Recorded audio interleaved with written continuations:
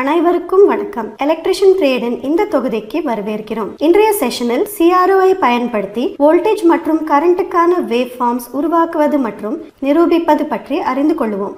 இந்த செஷன் முடிவில் நீங்கள் ஒரு பிரிட்ஜ் ரெக்டிஃபையரை உருவாக்கலாம் மற்றும் RC ஃபில்டருடன் மற்றும் இல்லாமல் அவுட்புட் வேவ் ஃபார்ம்ஸ்களை சோதித்து ரிப்பிள் ஃபேக்டரை கணக்கிடலாம். இப்போது நாம் ஒரு பிரிட்ஜ் ரெக்டிஃபையரை எப்படி உருவாக்குவது என்பதை கற்றுக்கொள்வோம். பிரிட்ஜ் ரெக்டிஃபையரின் கட்டுமானத்தை தொடங்குவதற்கு முன் தேவையான காம்பனன்ட்ஸ் மற்றும் டூல்ஸ் சேகரிப்பது முக்கியம்.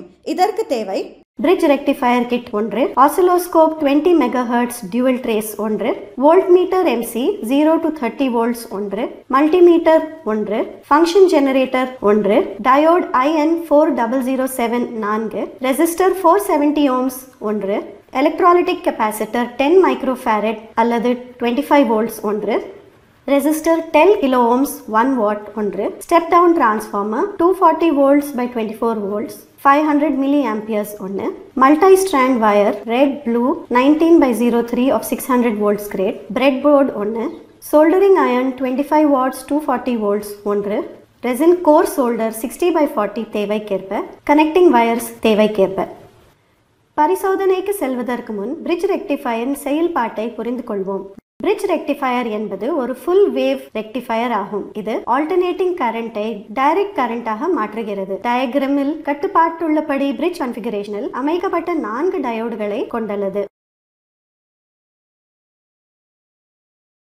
இன்புட் AC வோல்டேஜின் பாசிட்டிவ் ஹாஃப் சைக்கிளின் போது டயோடுகள் D1 மற்றும் D3 முன்னோக்கி சார்பு அல்லது ஃபார்வர்ட் பயஸ்ட் மற்றும் கரண்டை நடத்துகின்றன. அதே நேரத்தில் D2 மற்றும் D4 பின்னோக்கி சார்பு அல்லது ரிவர்ஸ் பயஸ்ட் மற்றும் நடத்துவதில்லை. இதன் விளைவாக பாசிட்டிவ் டெர்மினல் 1 இலிருந்து D1 load resistor R, D3 மற்றும் நெகட்டிவ் டெர்மினல் 2க்கு கரண்ட் பாய்கிறது. இன்புட் AC வோல்டேஜின் நெகட்டிவ் ஹாஃப் சைக்கிளின் போது P மற்றும் N டெர்மினல்களில் வோல்டேஜ் போலாரிட்டி பின்னோக்கி மாறும். மேலும் D4 மற்றும் D2 ஃபார்வர்ட் பயஸ்டாக மாறும். அதே நேரத்தில் D1 மற்றும் D3 ரிவர்ஸ்ட் பயஸ்ட் ஆக மாறும். இதன் விளைவாக கரண்ட் டெர்மினல் 2 இலிருந்து D4 வழியாக லோட் ரெசிஸ்டர் R, D2 மற்றும் மீண்டும் டெர்மினல் 1க்கு பாய்கிறது. இந்த வழியில் பிரிட்ஜ் ரெக்டிஃபையர் AC இன்புட் வோல்டேஜை பல்சேட்டிங் DC அவுட்புட் வோல்டேஜாக மாற்றுகிறது. ஆனால் அது ஒரு பல்சேட்டிங் DC. ஒரு ஸ்டெபிளைஸ் DC அவுட்புட் பெற ரெக்டிஃபையர் சுற்றுகளின் ஃபில்டர்ஸ் பயன்படுத்தப்படுகின்றன. இப்போது நாம் ஒரு பிரிட்ஜ் ரெக்டிஃபையரை உருவாக்கி வேவ் ஷேப்ஸ்களை சோதிப்போம். முதலில் பிரெட் போர்டில் உள்ள டயக்ராம் படி பிரிட்ஜ் ரெக்டிஃபையரை உருவாக்கவும்.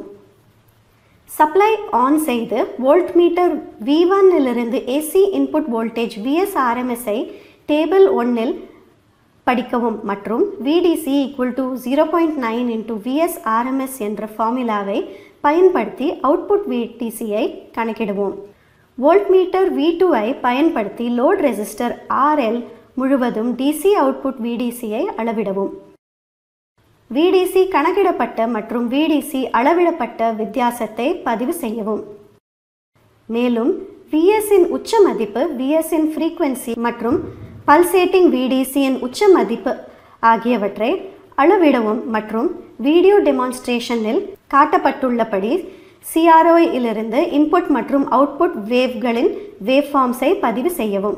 ஃபில்டர் இல்லாமல் பிரிட்ஜ் ரெக்டிஃபையரை உருவாக்கி இன்புட் சப்ளையை பயன்படுத்திய பிறகு CRO அவுட்புட் டிஸ்பிளேயிலிருந்து வேவ் ஃபார்ம்ஸ் பின்வரும் ஆப்சர்வேஷன்ஸ் செய்யப்பட்டன. இன்புட் AC வோல்டேஜின் RMS மதிப்பு 12 volts, பின்னர் கணக்கிடப்பட்ட DC அவுட்புட் வோல்டேஜ் 10.8 volts மற்றும் அளவிடப்பட்ட DC அவுட்புட் வோல்டேஜ் 10.6 volts. இதன் விளைவாக 0.2 volts வித்தியாசம் ஏற்பட்டது. DC அவுட்புட் வோல்டேஜின் உச்ச மதிப்பு 14.9 volts ஆகவும் இன்புட் AC வோல்டேஜின் ஃப்ரீக்வன்சி 50 Hz ஆகவும் இருந்தது. பல்சேட்டிங் DC அவுட்புட் வோல்டேஜ் 14.9 voltsஇன் உச்ச மதிப்பு மற்றும் 100 Hz ஃப்ரீக்வன்சி கொண்டது. பிரிட்ஜ் ரெக்டிஃபையரின் அவுட்புட் சிக்னலின் ஃப்ரீக்வன்சி கீழே கணக்கிடப்படுகிறது.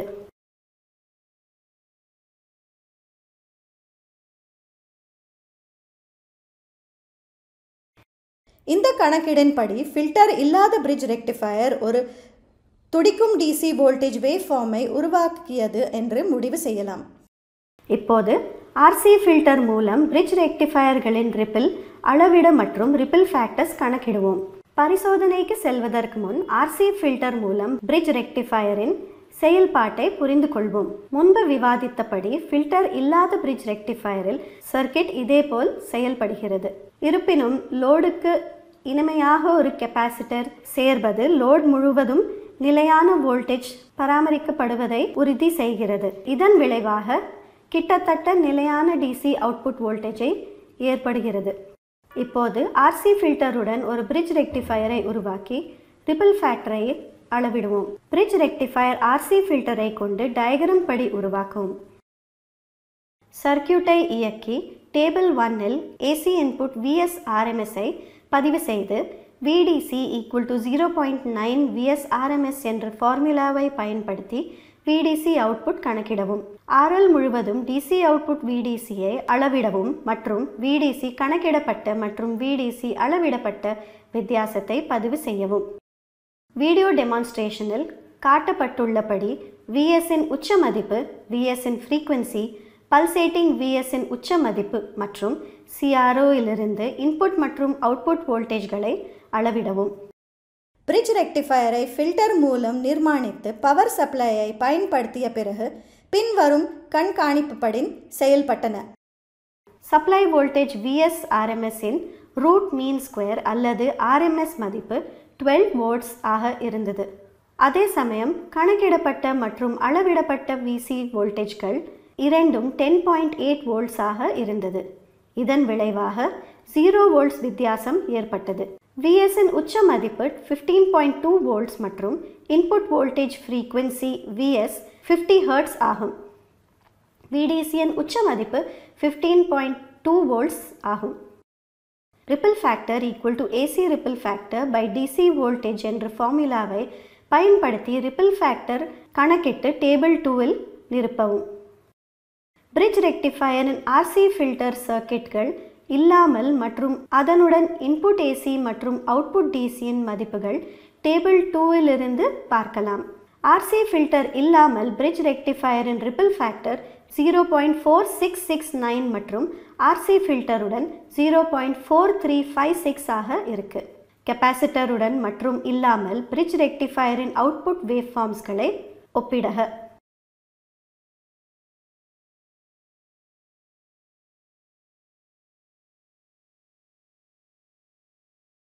(0.01 to 0.02 நேர காலத்தின் போது சப்ளையின் நெகட்டிவ் ஹாஃப் சைக்கிள் ஆனது ரெக்டிஃபயர் அவுட்புட்டின் நேர்மறை பக்கத்திற்கு மாற்றப்படுகிறது. இந்த ஒப்பீட்டின் அடிப்படையில் பிரிட்ஜ் ரெக்டிஃபயருடன் ஒரு ஃபில்டரை பயன்படுத்துவது அவுட்புட்டில் உள்ள ரிப்பிள்களை குறைத்தது, அவுட்புட் DC வோல்டேஜையும் மேம்படுத்தியதை இந்த மதிப்புகள் குறிப்பிடுகின்றன. சில எடுத்துக்காட்டுகள் லேப்டாப் மற்றும் மொபைல் சார்ஜர்கள் AC வோல்டேஜை DCயாக மாற்ற பிரிட்ஜ் ரெக்டிஃபயரை பயன்படுத்துகின்றன. சாதனத்தின் பேட்டரியை சேஞ்ச் செய்ய DC வோல்டேஜ் அவசியம். எனவே இந்த எலக்ட்ரானிக் சாதனங்களில் செயல்பாட்டில் பிரிட்ஜ் ரெக்டிஃபயர் முக்கிய பங்கு வகிக்கிறது. சுருக்கமாக இந்த செஷனில் நாம் கற்றுக்கொண்டது: பிரிட்ஜ் ரெக்டிஃபயரை உருவாக்குதல் மற்றும் அவுட்புட் வேவ் ஃபார்ம்ஸை சோதித்தல், RC ஃபில்டருடன் மற்றும் இல்லாமல் வேவ் ஷேப்ஸை சோதித்து ரிப்பிள் ஃபேக்டரை கணக்கிடவும். இந்த கருத்துகள் வரவேற்கும் செஷன்ஸ்களிலும் எலக்ட்ரானிக்ஸ் நடைமுறை பயன்பாட்டுகளிலும் பயனுள்ளதாக இருக்கும். உங்கள் கவனத்திற்கும் பங்கேற்பிற்கும் நன்றி. மீண்டும் அடுத்த செஷனில் சந்திப்போம்.